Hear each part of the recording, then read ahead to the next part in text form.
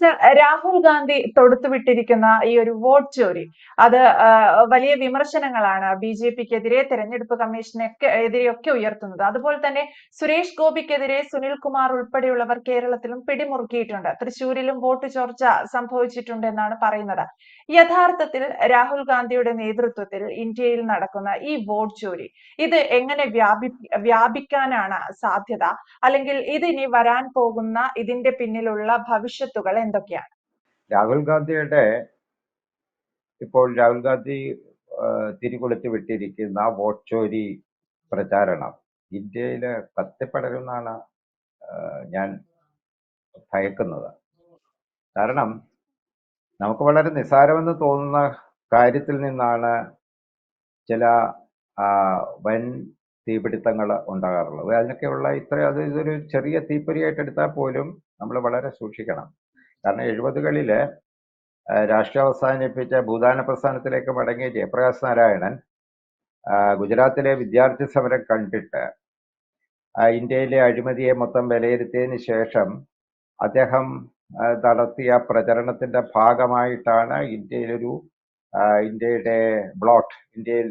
കണ്ട ഏറ്റവും വലിയ ഡെമോക്രാറ്റിക് ബ്ലോട്ട് അടിയന്തരാവസ്ഥയെ അട്ടിമറിക്കാനും ഇന്ദിരാഗാന്ധിയെ പദവിയിൽ നിന്നും പുറത്താക്കാനും ജനതാ പാർട്ടിയുടെ ഒരു സർക്കാർ, പ്രതിപക്ഷത്തിന്റെ ഒരു സർക്കാർ ഇവിടെ വരാനിടയാക്കിയൊക്കെ, അതായത് 47-30 വർഷത്തിന് ശേഷം ആദ്യമായിട്ട് പ്രതിപക്ഷ സർക്കാർ ഇവിടെ വരികയാണ്. അപ്പം രാഹുൽ ഗാന്ധിയെ നമ്മൾ ചെറുതായിട്ടൊന്നും കാണരുത്. അദ്ദേഹം കൊളുത്തിവിട്ടിരിക്കുന്ന ഈ തീപ്പൊരി എന്ന് പറയുന്നത് ഇന്ത്യ മുഴുവൻ ആളിപ്പടരാനുള്ള സാധ്യതയാണ് കാണുന്നത്. അത് നമ്മളെ കണ്ടതെന്ന് പറഞ്ഞു കഴിഞ്ഞാൽ പാർലമെന്റിൽ ഷെഡ്യൂൾ ചെയ്ത ചർച്ച പോലും ബഹിഷ്കരിച്ചിട്ടാണ് പ്രതിപക്ഷ അംഗങ്ങൾ, 300 പേരുണ്ടായിരുന്നു എന്ന് വാർത്തകളിൽ കാണുന്നു, അവര് ഇലക്ഷൻ കമ്മീഷന്റെ ഓഫീസിലേക്ക്, നിർവാചൻ ഭവനിലേക്ക് ജാഥ നടത്തി ഇന്ത്യയെ ഞെട്ടിക്കുകയാണ് യഥാർത്ഥത്തിൽ ചെയ്തത്.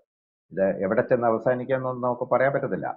മഹാദേവപുരയിൽ തുടങ്ങിയ ഒരു വിഷയം, മഹാദേവപുരയില് അനധികൃതമായിട്ട്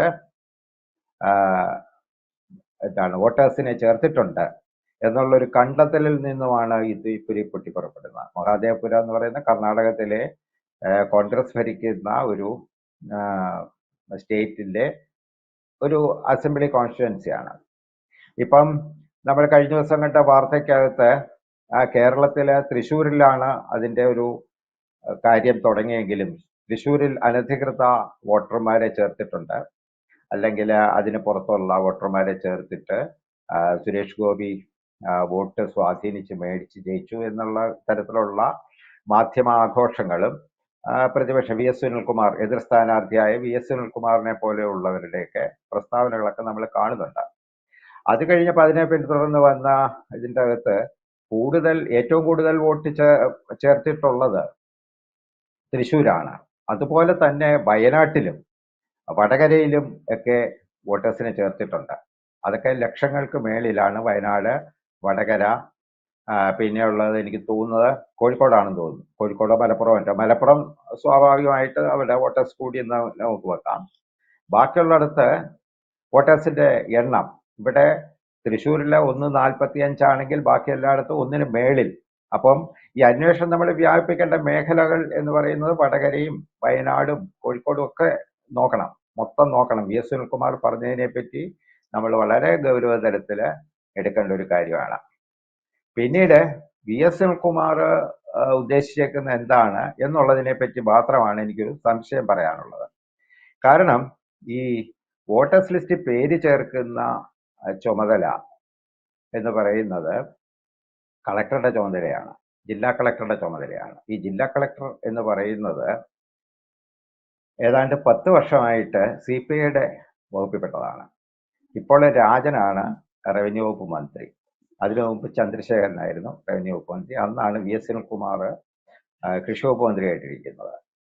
അപ്പം ഇദ്ദേഹത്തിൻ്റെ ഈ റവന്യൂ വകുപ്പിലെ ഉദ്യോഗസ്ഥന്മാരെ വിന്യസിക്കുന്നത് മുഴുവൻ CPIക്കാരായിരിക്കും. CPIക്കാരെന്ന് പറഞ്ഞു കഴിഞ്ഞാൽ ജോയിന്റ് കൗൺസിൽ എന്നാണ് CPIയുടെ ഉദ്യോഗസ്ഥ സംഘടനയുടെ പേര്. ജോയിന്റ് കൗൺസിലുള്ള ഉദ്യോഗസ്ഥന്മാർ മാത്രമേ ഈ പ്രധാനപ്പെട്ട എല്ലാ സ്ഥാനത്തും വരത്തുള്ളൂ. അപ്പൊ ഈ ജോയിന്റ് കൗൺസിൽ ഉദ്യോഗസ്ഥന്മാരുടെ മുമ്പിലാണ് ഇത്തരം അപേക്ഷകൾ വന്നുപെട്ടത്, അവരെ സ്ക്രൂട്ടനൈസ് ചെയ്തത്. അപ്പൊ ഇതിനിടയ്ക്ക് അവിടെ ഒരു BLO ബൂത്ത് ലെവൽ ഓഫീസർ എന്ന് പറയുന്നതും ഈ പറയുന്ന റവന്യൂ വകുപ്പിനോട് ബന്ധമുള്ള അല്ലെങ്കിൽ റവന്യൂ വകുപ്പിന് താല്പര്യമുള്ള ഏതെങ്കിലും ഒരു വ്യക്തിയായിരിക്കാനാണ്, ഉദ്യോഗസ്ഥനായിരിക്കും. ഇത് നമ്മളൊരു കാര്യം മനസ്സിലാക്കണം, ഒരു കേന്ദ്ര സർക്കാർ ഉദ്യോഗസ്ഥർക്കും വോട്ടേഴ്സ് പട്ടികയിൽ പേര് ചേർക്കാനുള്ള ചുമതല കിട്ടുകയില്ല. അവർക്ക് നിരീക്ഷകരായിട്ട് വേണമെങ്കിൽ വരാം, പക്ഷെ ഒരു കാരണവശാലും കേന്ദ്ര സർക്കാർ ഉദ്യോഗസ്ഥന്മാരെ ഉപയോഗിച്ചിട്ട് സ്റ്റേറ്റിലെ വോട്ടർ പട്ടിക പുതുക്കാൻ പറ്റാൻ അതിനുള്ള വകുപ്പില്ല. കളക്ടറാണ് അതിന്റെ തലപ്പത്ത്.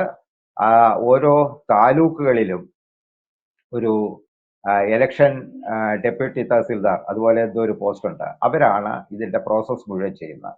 ഈ പ്രോസസ് മുഴുവൻ ചെയ്യുന്ന ഉദ്യോഗസ്ഥർ എന്ന് പറയുന്ന റവന്യൂ വകുപ്പിന്റെ കീഴിലുള്ള ഉദ്യോഗസ്ഥരും റവന്യൂ വകുപ്പ് ഭരിക്കുന്ന CPIയും മിക്ക റവന്യൂ ഉദ്യോഗസ്ഥന്മാരും, അതായത് 90% റവന്യൂ ഉദ്യോഗസ്ഥന്മാരും ജോയിന്റ് കൗൺസിലുകാരാണെന്ന് പറയപ്പെടുന്നത്. ബാക്കിയുള്ള INTUC-കാരും NGO-കാരും ഒക്കെ വളരെ ചുരുക്കം ആളുകളെ കാണാൻ സാധ്യതയുള്ളൂ. അപ്പോൾ കഴിഞ്ഞ ദിവസം ഒരു BLO പ്രത്യേക പരാതി എന്ന് പറയുന്നത് ഈ തൃശ്ശൂരിലെ ഒരു വിഷയം ചൂണ്ടിക്കാണിച്ചിട്ട് അവരുടെ ഉദ്യോഗസ്ഥർ നടപടിയെടുത്തില്ല. അപ്പോൾ സുനിൽകുമാർ അദ്ദേഹത്തിന്റെ മുൾമുന ആർക്ക് നേരെയാണ് ചൂണ്ടുന്നത്? പിണറായിക്ക് നേരെയാണോ അതോ രാജൻ എന്ന് പറയുന്ന റവന്യൂ വകുപ്പ് മന്ത്രിക്ക് നേരെയാണോ? ഇതാണ് നമുക്കിപ്പം ഇവിടെ വ്യക്തമാകാനുള്ള കാര്യം. പിന്നീട് ഈ മാധ്യമപ്രവർത്തകർക്കും രാഷ്ട്രീയ പ്രവർത്തകർക്കും ഒക്കെ ആശങ്ക ഉണ്ടാകുമെങ്കിൽ അതിന്റെ കാര്യം എന്ന് പറയുന്നത് അവർക്ക് താഴത്തെ തട്ടിലുള്ള ജനങ്ങളുമായിട്ട് യാതൊരു ബന്ധവുമില്ല. താഴത്തെ തട്ടിലുള്ള ഏതെങ്കിലും ഒരു രാഷ്ട്രീയ പ്രവർത്തകനോട് നമ്മൾ ചോദിച്ചാൽ അത് എങ്ങനെയാണ് വോട്ടേഴ്സ് ലിസ്റ്റ്, അവർക്ക് ഇത് അറിയത്തുള്ളൂ. അവർ എക്സ്പീരിയൻസ്ഡ് ആണ്. അവരാണ് വോട്ടേഴ്സ് ലിസ്റ്റ് പേര് ചേർത്ത് കൊടുക്കുന്നതും പേര് ഇറക്കി കൊടുക്കുന്നതും. അപ്പം സാധാരണഗതിയിൽ എതിർകക്ഷികളാണ്. BJP അവിടെ വോട്ട് ചേർത്തിട്ടുണ്ടെങ്കിൽ, തൃശ്ശൂരിൽ അധിക വോട്ടുകൾ ചേർത്തിട്ടുണ്ടെങ്കിൽ അവർ ചെയ്യേണ്ടത്, അവിടുത്തെ സ്ഥാനാർത്ഥി CPI-കാരനാണ്. CPI സ്ഥാനാർത്ഥികൾ CPIയുടെ പാർട്ടി CPI-ക്കാര് അത് സ്ക്രൂട്ടനൈസ് ചെയ്തിട്ട് അപ്പൊ തന്നെ അതിനെതിരെ ഇടപെടണമായിരുന്നു. ഇതിപ്പം പാദസാന്തിജയം വാർന്നൊഴിഞ്ഞളവ്, നളയരുതം തന്നെ വീണ്ടും പറയേണ്ടി വരുന്നു. അതായത് വെള്ളമെല്ലാം ഒഴുകിപ്പോയി ടണകെട്ടാൻ നടന്നിട്ട് ഇപ്പൊ ഒരു കാര്യമില്ല. നേരത്തെ ജയശങ്കർ വക്കീൽ പറയുമായിരുന്നു 45 ദിവസത്തിനുള്ളിലായിരുന്നെങ്കിൽ, ഇപ്പൊ 100 ദിവസം കഴിഞ്ഞു ഈ സുരേഷ് ഗോപി MP ആയിട്ടും മന്ത്രിയായിട്ടും. അപ്പം 45 ദിവസത്തിനുള്ളിലായിരുന്നെങ്കിൽ തർക്കമെങ്കിലും ഉന്നയിക്കാമായിരുന്നു. ഇനിയിപ്പോൾ ഉള്ളതെന്ന് പറയുന്നത് ദീർഘനിശ്വാസം വിടുക എന്ന് പറയുന്ന പരിപാടി മാത്രമേ ഉള്ളൂ. അപ്പൊ ഈ സിറ്റുവേഷനാണ് കേരളത്തില് ഉള്ളത്. അത് ആരെയാണ് സുനിൽകുമാർ ഉന്നുന്നത്? കാരണം വളരെ കലാപകലുഷിതമാണ് CPIയുടെ അന്തരംഗം എന്നാണ് നമ്മളിപ്പോ കേൾക്കുന്നത്. അപ്പൊ ആരെയൊക്കെ കടമുഴക്കാൻ വേണ്ടിയിട്ട് ആരെയൊക്കെ ഉപയോഗിക്കുന്നു എന്നുള്ളത് ആണ് കേരളത്തിലെ ഇതിന്റെ ഒരു ചിത്രം. ദേശീയ തലത്തിലെ ചിത്രമാണെങ്കിൽ ഇതിനേക്കാളിലുമൊക്കെ വിചിത്രമാണ്. എനിക്ക് ഇദ്ദേഹം ചോരി എന്ന് പറയുമ്പോൾ എനിക്കൊരു ഞെട്ടലാണ്. കാരണം ഇദ്ദേഹം തന്നെ നേരത്തെ ഒരിക്കൽ ചൗക്കിദാർ ചോർഹെ എന്ന് പറഞ്ഞൊരു പരിപാടിയായിട്ട് പുറത്തു വന്നായിരുന്നു.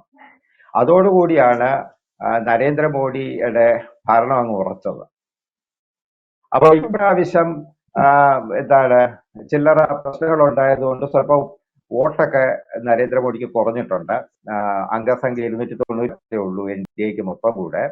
അപ്പൊ ഈ സമയത്ത് അതൊന്ന് അഷ്ടബന്ധ കലശം നടത്തി കൊടുക്കാൻ വേണ്ടിയിട്ടുമോ ഇനി ഇദ്ദേഹം ചോരി പ്രസ്ഥാനവുമായിട്ട് വോട്ട് ചോരി?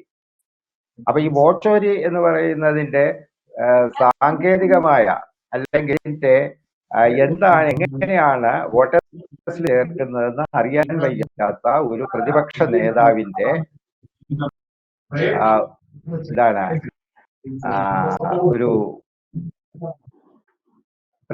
നേതാവിന്റെ ഈ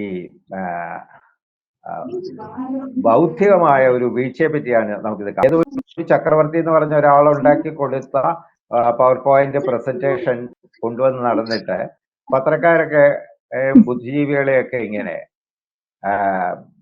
സ്വാധീനിച്ച് ഒരു ആഘോഷം. പക്ഷെ സാധാരണ സംബന്ധിച്ചിടത്തോളം ഇത് ഇളകിയിട്ടില്ല. കാരണം അവർക്ക് വോട്ടേഴ്സ് ലിസ്റ്റിൽ പേര് ചേർക്കുന്നത് എങ്ങനെയാണെന്നും പേര് പോകുന്നത് എങ്ങനെയാണെന്നും ഒക്കെ അറിയാം. പിന്നെ മരിച്ച പരേതാത്മാക്കൾ വോട്ട് ചെയ്യുന്ന കഥ എന്ന് പറയുന്നത് ഇന്നും ഇന്നലെയൊന്നുമല്ല. അതായത് ബോബനും മോളിയും കാർട്ടൂണിന്റെ അകത്ത് ചേട്ടന്റെ പഞ്ചായത്ത് തെരഞ്ഞെടുപ്പില് അതിലെ ഒരു കഥാപാത്രമാണ് ചേട്ടൻ. ആ തെരഞ്ഞെടുപ്പിൽ വരെ ഇത് വന്നിട്ടുണ്ട്. പിന്നെ ഇതിൻ്റെ അകത്ത് നമ്മൾ വീണ്ടും തിരിച്ച് കേരളത്തിലേക്ക് വരികയാണെങ്കിൽ ചോദിക്കാവുന്ന ഒരു കാര്യം, സുരേഷ് ഗോപി തൃശ്ശൂർ ചെയ്ത കാര്യം അതിനേക്കാട്ടിലും കൂടുതൽ സാമ്പത്തിക പിൻബലവും ആൾക്കൂട്ടവും പിന്നെ മാധ്യമമൊക്കെ ഉണ്ടായിരുന്ന രാജീവ് ചന്ദ്രശേഖർക്ക് തിരുവനന്തപുരത്തോ, കേന്ദ്രമന്ത്രിയായിരുന്ന വി മുരളീധരൻ ആറ്റിങ്ങലോ, ശോഭാ സുരേന്ദ്രൻ ആലപ്പുഴയിലോ ചെയ്തിരുന്നെങ്കിൽ 3 BJP എംപിമാർ കൂടെ ഉണ്ടാകുമായിരുന്നില്ലേ? ഇവിടെ എങ്ങനെയാണ് ഇത് തടയപ്പെട്ടത്? അപ്പം ആറ്റിങ്ങൽ എന്ന് പറയുന്ന മണ്ഡലം തന്നെ അടൂർ പ്രകാശ് സമ്പത്തിനെതിരെ മത്സരിച്ചപ്പോൾ അദ്ദേഹം ഇതിന്റെ സ്ക്രൂട്ടനൈസേഷൻ വളരെ കൃത്യമായിട്ട് നടത്തി. അങ്ങനെയാണ് അദ്ദേഹത്തിന് 2ാം തവണ ജയിക്കാൻ പറ്റിയത്. അപ്പൊ ഇതൊന്നും ചെയ്യാതെ, സ്വന്തം ഉത്തരവാദിത്വമൊന്നും നിർവഹിക്കാതെ സ്വന്തം പാർട്ടിക്കാരെ തന്നെ വെട്ടിൽ വീഴ്ത്തുന്ന രാഹുൽ ഗാന്ധിയുടെയും VS സുനിൽകുമാറിന്റെയും ഒരു ചിത്രമാണ് ഈ വോട്ട് ചോരിക്കകത്ത് നമുക്കിപ്പോ കാണാൻ കഴിയും.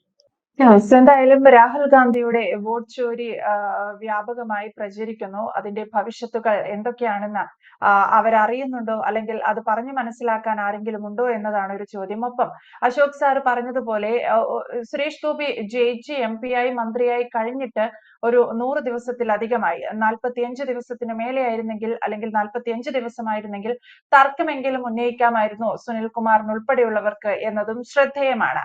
അപ്പോൾ ഈ ദീർഘനിശ്വാസം ഇടുന്ന കൂട്ടത്തിൽ ഇതുകൊണ്ട് എന്താണ് ലാഭം എന്നുള്ളത് കൂടി കൂട്ടർ ആലോചിച്ചാൽ നന്നായിരിക്കും.